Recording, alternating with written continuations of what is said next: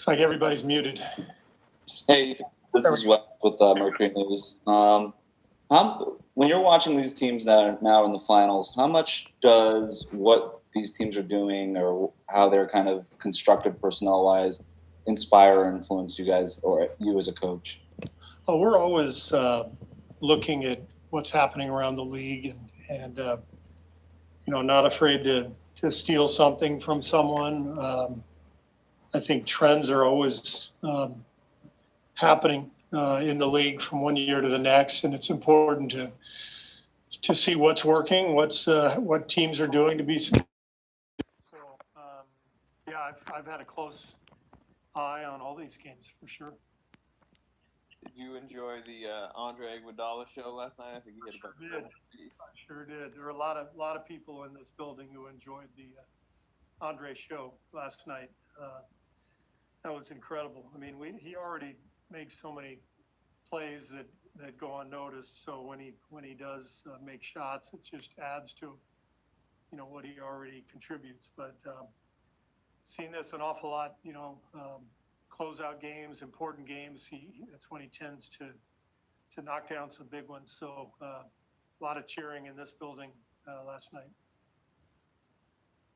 Hey, Steve, on that note with Andre, as you know, there were so many moments in the past finals that he had with LeBron. When you look back at that time when those guys matched up together, what was that dynamic like, seeing from the sideline? Well, I mean, we were lucky to have Andre to be able to throw at LeBron. I mean, we tried to mix and match as best we could, and put different bodies on him, whether it was Draymond or Kevin or Sean Livingston, Klay. We had to mix and match, but Andre was our primary defender on him during all those finals, and not a whole lot anybody can do, but Andre is as good of an option as there is, just because of his intelligence and his awareness, of what needs to happen out on the floor.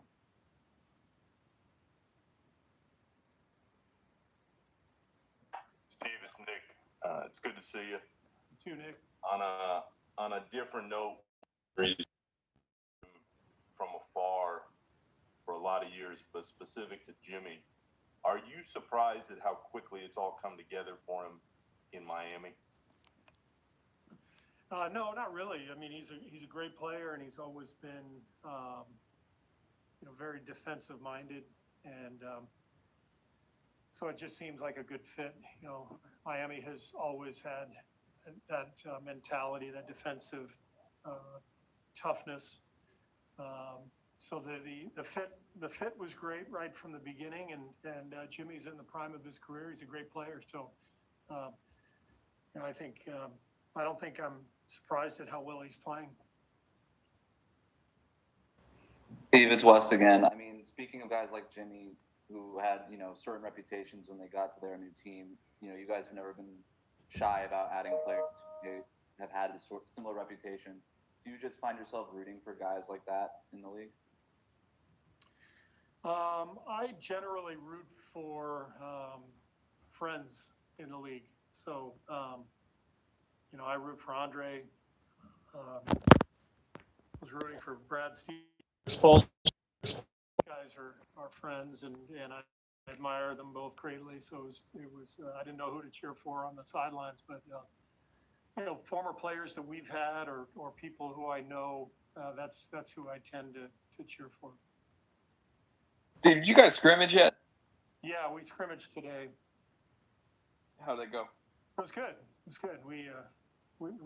We didn't have a ton of bodies. We had some injuries, but we did some short burst scrimmages. We actually did it Saturday as well.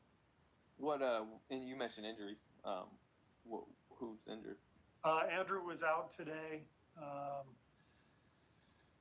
Eric Paschall not quite ready, conditioning wise, and Klay didn't scrimmage, so he did everything else in practice, but he did when we started to scrimmage, which was, like I said, a short burst series of quick games.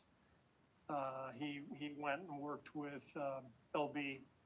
So we're trying to get him to really more one-on-one work and specific work to to the rehabilitation process that exists for an ACL. So even though his injury is fully healed, the ligament's fully healed, because he hasn't played 5-on-5, you just got to work on certain muscles, certain movements, and that sort of thing. So we're taking it really slow with Klay, and he's basically taking part in all of practice other than the scrimmage. So we're doing other drills that are live. We did some defensive drills, 5-on-5, more of a controlled scrimmage that he took part in. But in the end of practice scrimmage, we had him doing one-on-one stuff with Leandro, and that is the preferable sequence right now.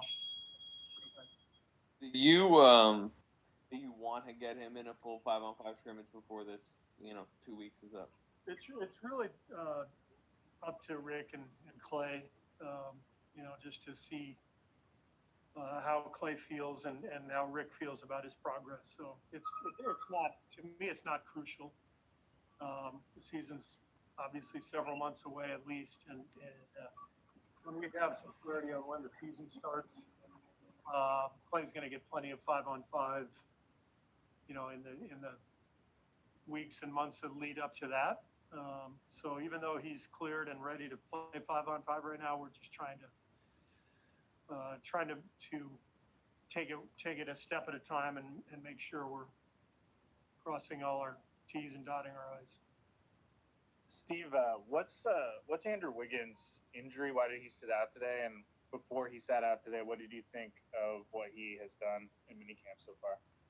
Andrew's been great. He had some neck stiffness this morning, and so he worked in the training room and in the weight room. So, but first practice he's missed. He's been great. His conditioning is amazing.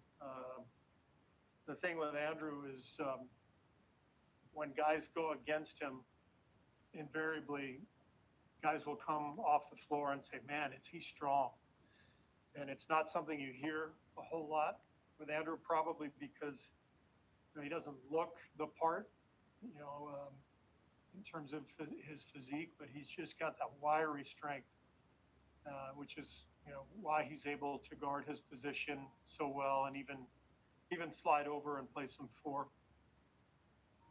You mentioned the other day that you went up to LA, I think last month, to visit him. How was that visit, and how do you feel like he's coming along in terms of just feeling like a fabric of the team and the culture? Yeah, the visit was great. Rick Celebrini and Seth Cooper and I went and watched him work out, and both on the floor and also in the gym, and we had a really good conversation with him, just talking to him about what we were expecting next year and what our team was looking like, and that sort of thing. So it was really just touching base. But Andrew is really, really diligent. He's a worker. He works every single day. I mean, he puts his time in, and he's in great shape all the time. Coach Tyler with Con4 News. Going back to Klay Thompson, was he feeling any soreness, or how was he feeling after getting back on the court? And how eager is he to get back to playing 5-on-5 after such a long recovery process? Yeah, he didn't feel any soreness at all. It's mainly just, just easing back into playing against this caliber athlete after 470 days, Raymond.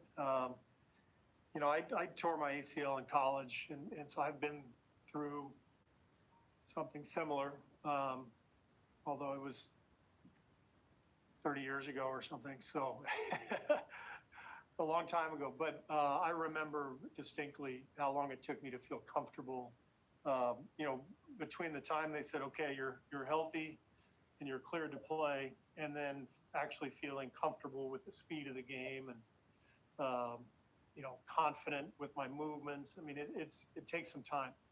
And so really we're just being cognizant of that space where Klay is right now. So he's feeling really good. He's healthy. Rick's not at all concerned about the injury. Everything's healed really well.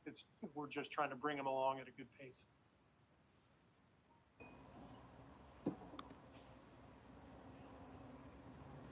It's actually 34 years ago, by the way, not 30. I'm getting really old. Hey, Coach, this is Rich with Let's Go Warriors. Back to Wiggins real quick. There's going to be, if not already, and I know that hasn't been the draft yet, hasn't been free agency or any trades, etc. But there's going to be a lot of comparisons back to, you said, when Wiggins could slide to the 4. There's going to be a lot of comparisons back to, 2016 Harrison Barnes. What's your take on that kind of a comparison? Well, it's definitely a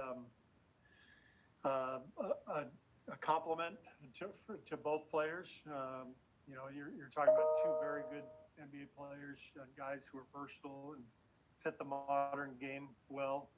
I think what allowed us to do that with Harrison 5-6 years ago was just his overall strength. And so even though it was an era when you had more big guys on the low block than you do now, Harrison was able to guard guys like that, maybe somebody like Zach Randolph or someone, low post man. And that allowed us to downsize, play Draymond at the 5. I imagine you'll see that this year some. We'll see what our roster looks like after the draft and free agency, but I think there's a very good chance you'll see Andrew at the 4, Draymond at the 5, and a lot of floor spacing on the perimeter. And because of Andrew's strength and his ability to put the ball on the floor and get to the rim, I think it could be a good lineup for us. But we'll have to try it out first. We haven't had all those guys together yet. Thanks. Everybody good? All right, everybody. Thank you. Thanks a lot, Appreciate guys. that. Call if you got any questions. On.